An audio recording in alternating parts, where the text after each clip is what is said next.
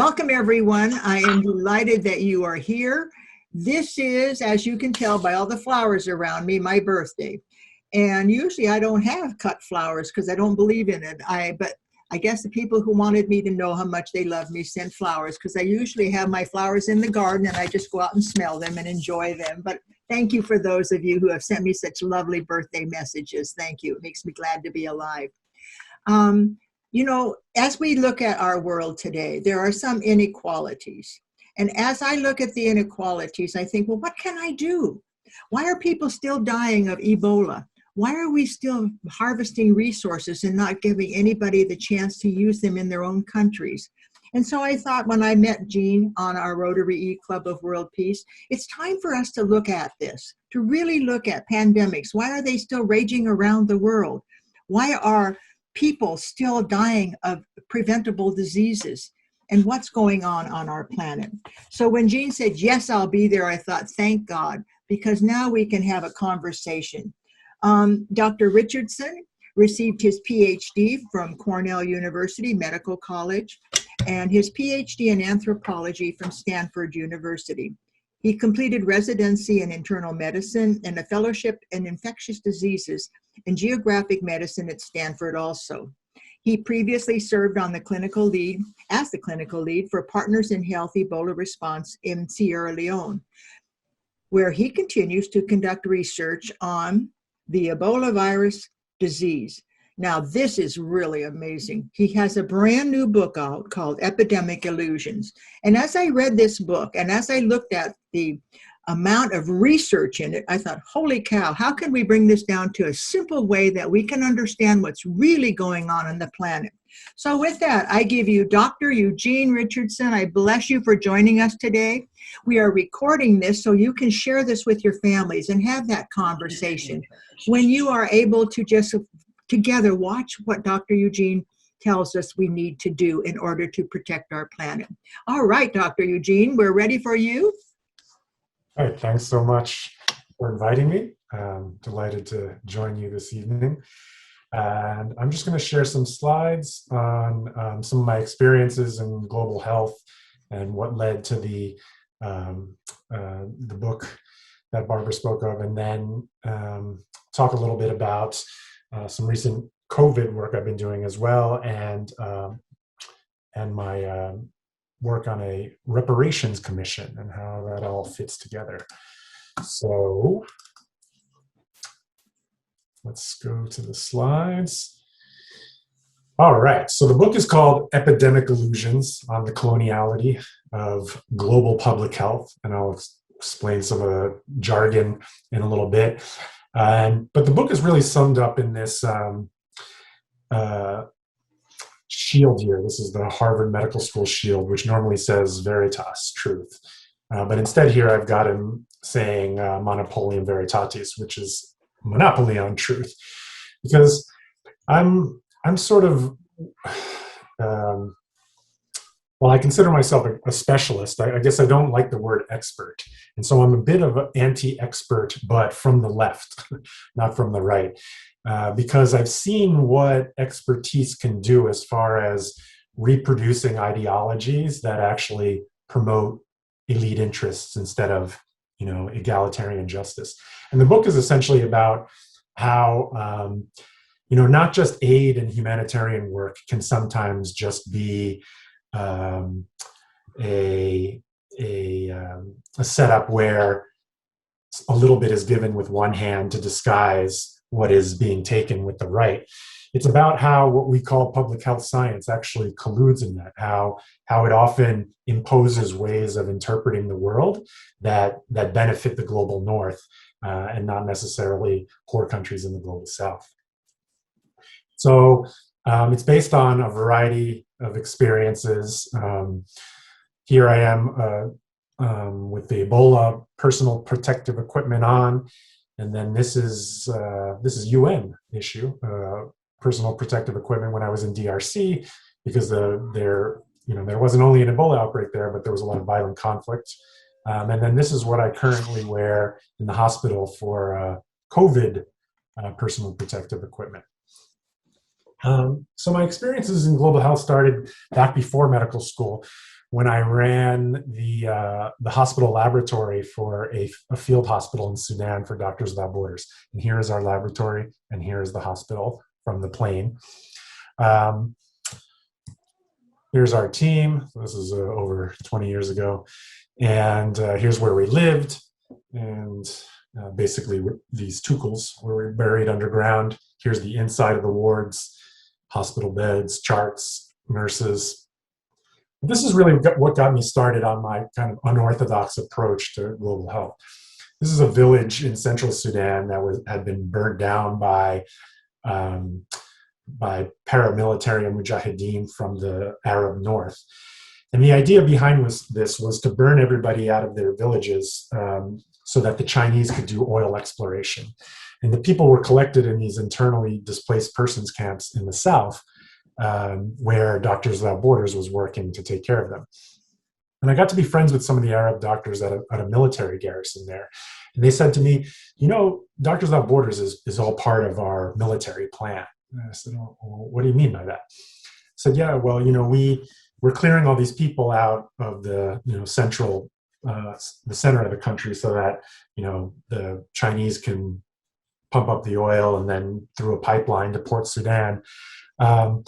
And, you know, we send the people south and you take care of them in these internally displaced person camps. You cure the tuberculosis and the leishmaniasis and the malaria. And when you pay a nurse $100 a month, that takes care of 40 family members. And so that group of people isn't joining the SPLA, the Southern People's Liberation Army, because you really have to hit rock bottom to join that outfit. And so you're actually preventing our enemy ranks from swelling by doing this service for us. So thank you, humanitarian aid organization.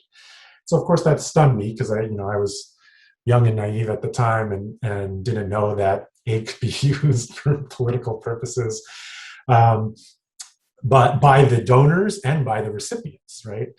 And so, you know, it wouldn't have changed what we did there. Like the humanitarian ethos is always to kind of save the life in front of you, but it did make me start to think about how aid could be a double-edged sword, how you could go to achieve one goal, and that is, you know, helping people survive from deadly diseases, but you could also be contributing to, you know, a disservice to the population, what you might say, if you're, you know, preventing or helping prevent them achieve their own independence. And so, so I didn't really get any answers. Like, you know, it's not like anybody would ever have an omniscience to say, yes, this population has been done a disservice, so let's let these people die of malaria and TB. But it did start me down the road of thinking about what are the unintended consequences of aid and humanitarian work, and then further past that, you know, what kind of unintended consequences are there to the research we do, to what we call public health science. And that's what the book is about, how ideology is often built into what we think of as value neutral, objective science. Some more work I did in South Africa. So now I'm qualified as a doctor and I'm working on a XDR TB outbreak in Tugelefere, South Africa. So this is not MDR TB, which is multi-drug resistant tuberculosis. This is XDR TB, extensively drug resistant tuberculosis, which is very, very difficult to treat. I also work for the Desmond Tutu HIV Center in Cape Town. In Bangladesh a few years ago, I was in these, this is the Rohingya refugee camps, and we ran some mobile clinics for people, you know, in their 60s and 70s who'd never seen a doctor before. And all of these experiences, I started learning about, you know, the politics that that are part of, you know, what determines how, you know, why some people live healthy lives and why some people don't. You know, we had a diphtheria outbreak in the Rohingya camps. I had never seen diphtheria before, and I'm an infectious disease specialist because it hardly doesn't really exist in the US, and you really only see it in settings like this.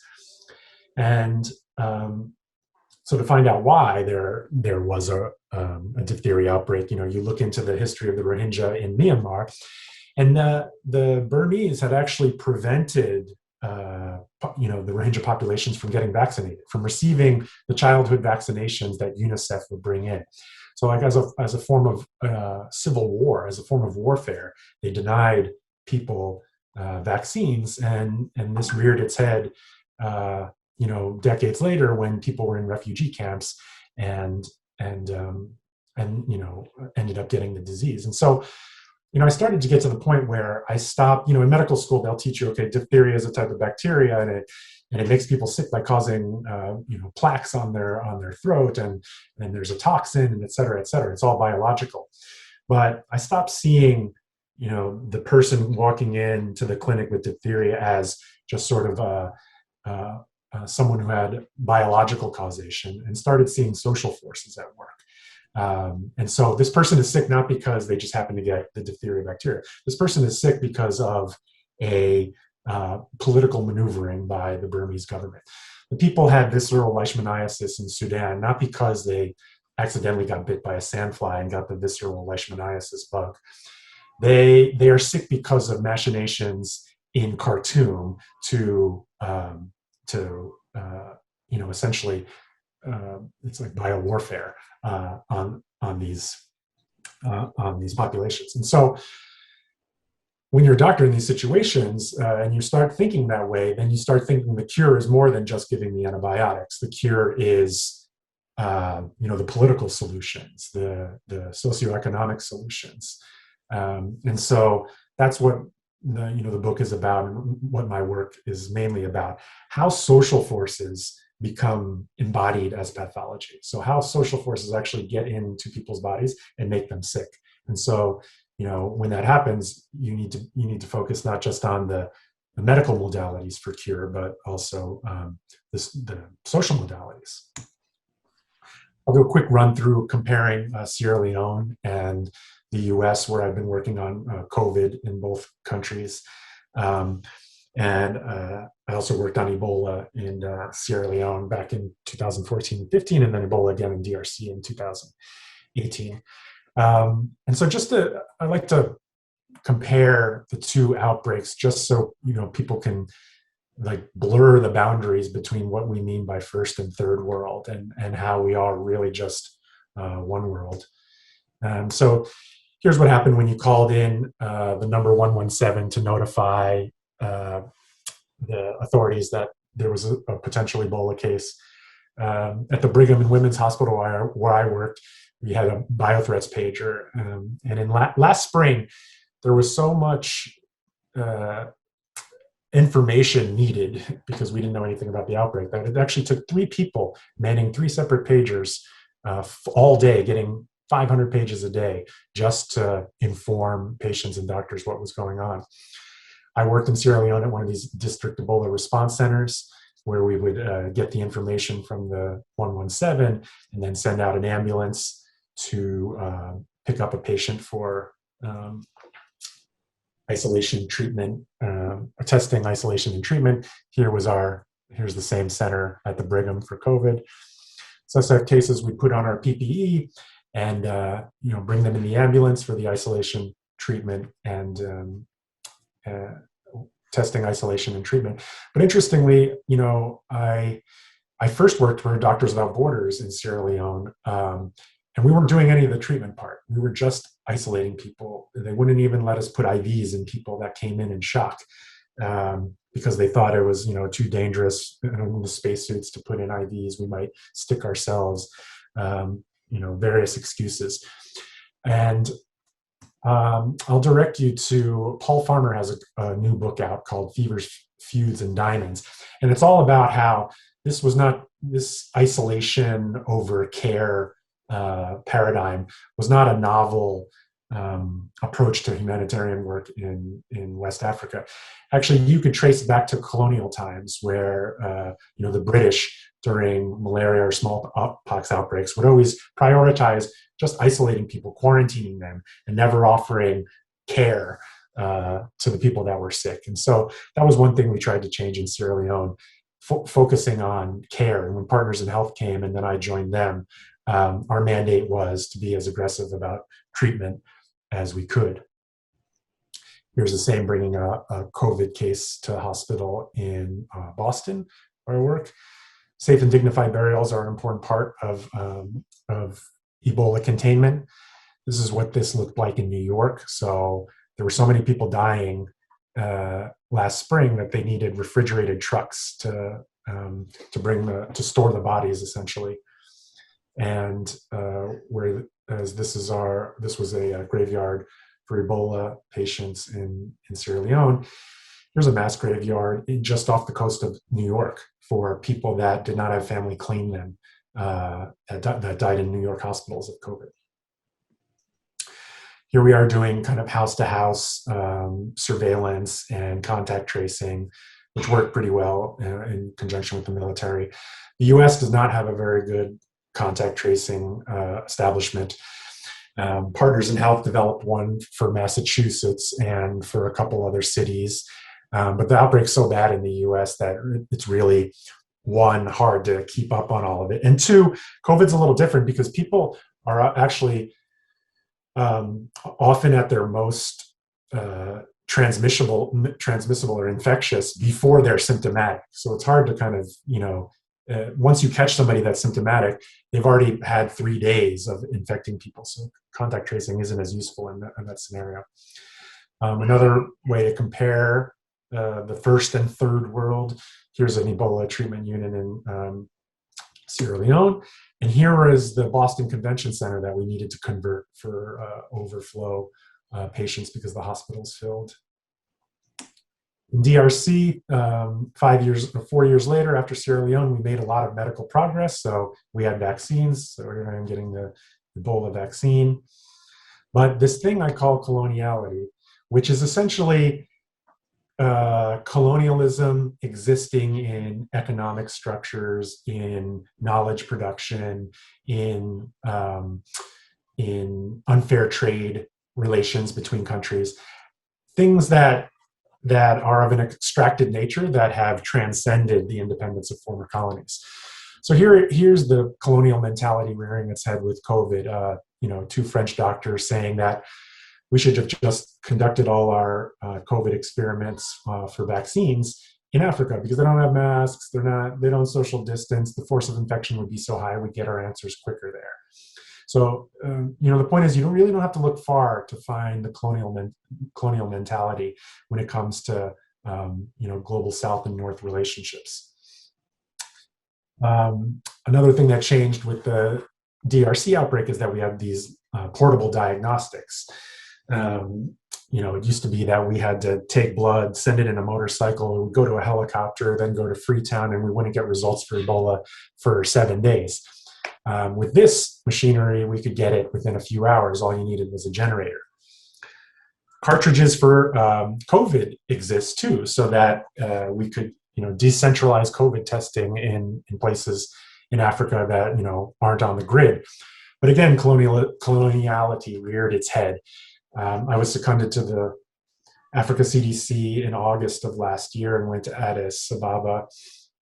And the first thing they asked me was, can you help get the Cepheid cartridges, these cartridges, personal protective equipment? I said, yeah, well, I'm an infectious disease doctor.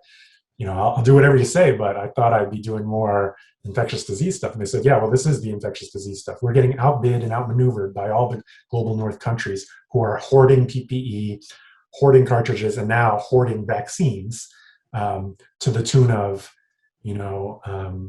Canada has purchased 9 COVID vaccines per capita. You only need 1 or 2, and they've purchased 9. So this is what colonialism looks like in the modern era. And this hoarding of vaccines is totally counterproductive. One, it's, if global South economies tank, that's going to affect the global North. 2, if people go unprotected in the global South, those variants are going to come and escape vaccines in the global North. So it's getting to the point where our colonial hoarding is coming back to bite us, and that's most evident with climate change. You see the amount of carbon that we're putting out in the world, and the climate change that's taking place is only going to come back to. It's going to haunt the whole world, but it's come to the point where we can no longer extract and put our problems onto other countries. They're all coming back to hound us. Here we are doing some community work on trying to get some vaccine acceptance.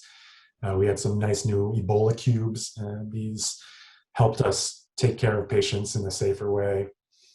All right, so that's a lot of the experience that led to the writing of this book, and I'll just give a couple slides about the book. Unfortunately, as Barbara knows, I had to write it more academically, like it's pretty jargony, just because my tenure track demands it, and so you can see where I'm trying to do justice work, but I'm also co-opted by the establishment so that I'm not as an effective in public as I'd like to be. But that's why I'm also trying to get out there and talk to people to spread some of the ideas. But anyway, the major idea was summed up in that monopolium veritatis, so that universities actually don't have a monopoly on ways to interpret the world, and that monopoly on truth is a Platonic idea. Basically, his allegory of the cave, which is a dialogue between Socrates and Glaucon, says that there is this cave, and people are chained in it, and all they can see are the images of these figures, and their reality, therefore, are illusions, because this is all they've ever known. But one of their lot escapes, and that is the philosopher or social scientist. And they go up into the world and see, oh wow, this is what the world really looks like. And they come back and say, this is how you should interpret everything. This is what reality looks like. And to me, that's kind of a very it's a way of colonizing people's perceptions. It's a way of imposing ways of interpreting the world that discount more subaltern views. And so I came up with this figure of a warren, basically, that there's a lot of burrows for us to go between when it comes to interpreting social phenomena. And I guess I'll say from the outset that I am what's called a neo-Kantian, in that I don't have critiques of natural science. So masks prevent COVID transmission, and tobacco causes cancer, and 3 quarks make a proton. I have no quarrel with that. But when you get to what we call the human sciences, where you're actually trying to interpret social phenomena, then I don't think there's any way of escaping the ideological baggage that you show up with. And so when people do public health science, public health work, they often show up with neoliberal ideological baggage, ideas that support market economies, that support corporate extraction, mainly elite interests. And this way of seeing the world actually says, there's a lot of different ways of parsing phenomena. There's a lot of different ways of seeing things. They all vie for the forefront of our consciousness, and they all deserve a seat at the table.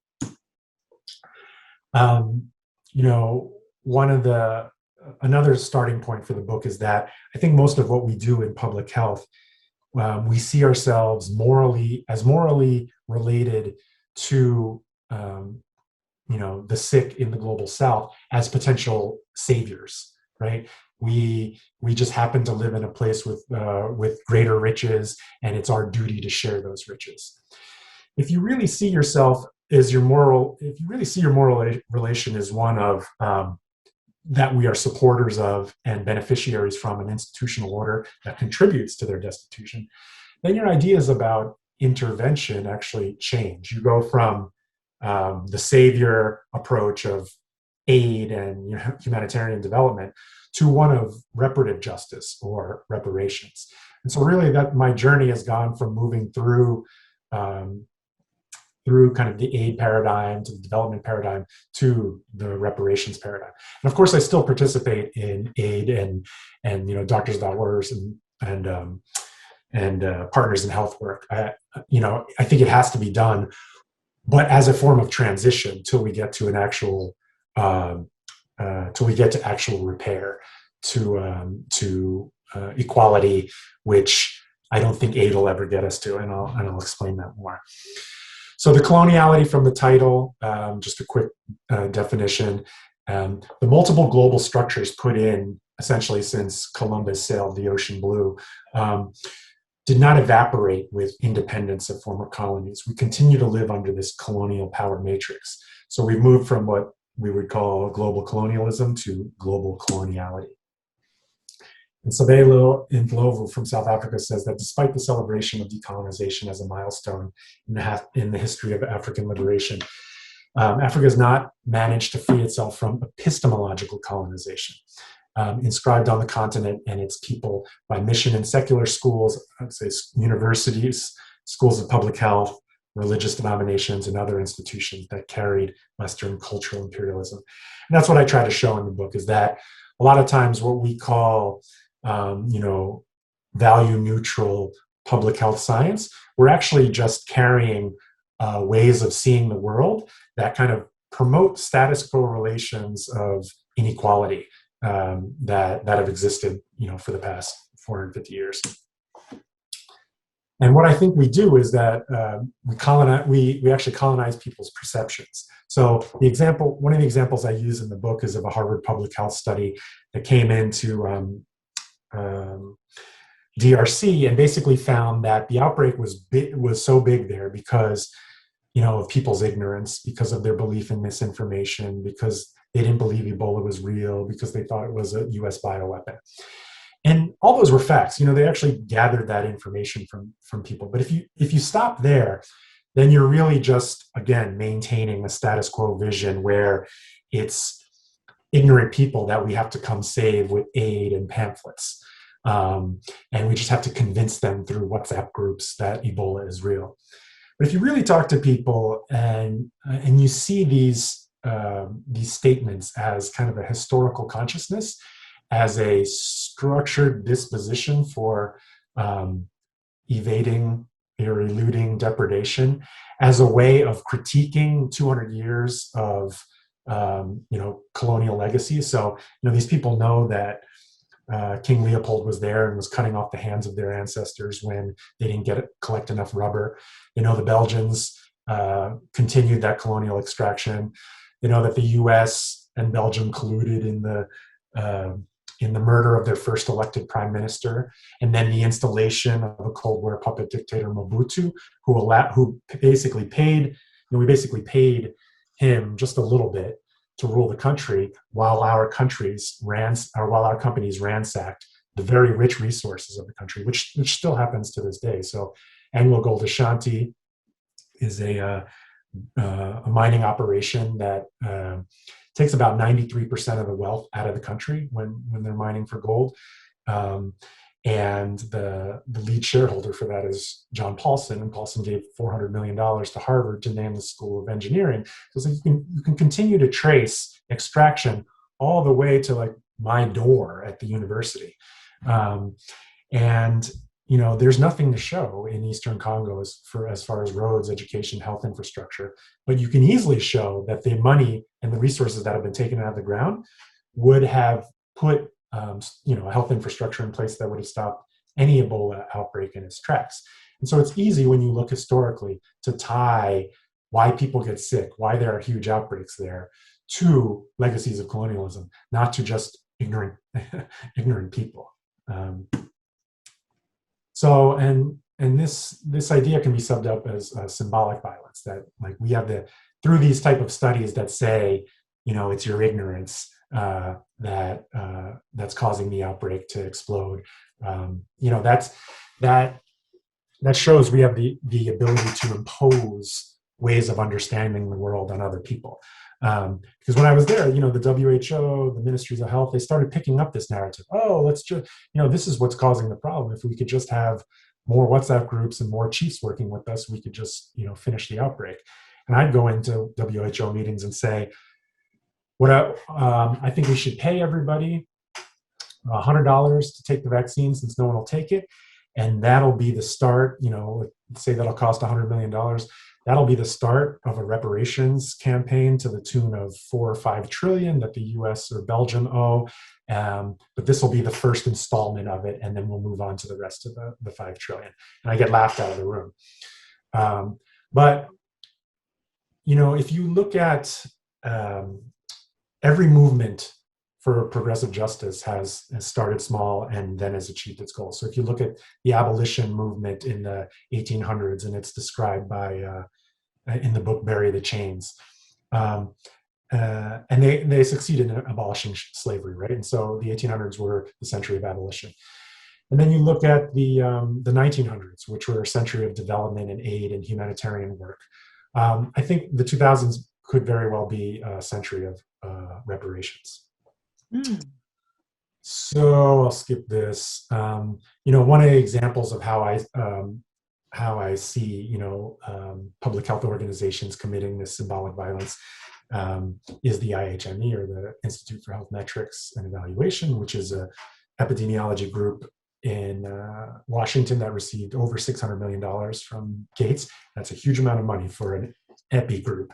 And the question is, does this distort the way people see the world? And a lot of us answer yes. And here's an example of how.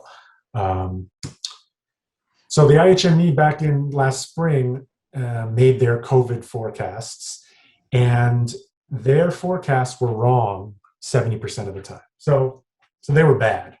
They were wrong, but they were so low that the Trump administration actually used them to show that they were doing a good job. So they were co-opted very quickly for ideological purposes. But my main take on them is that they're actually also racist, because when you put out there a forecast that says this is what our world could look like, and you say wear masks and social distance, and if you do that, we'll get from 10 million to 1 million infections.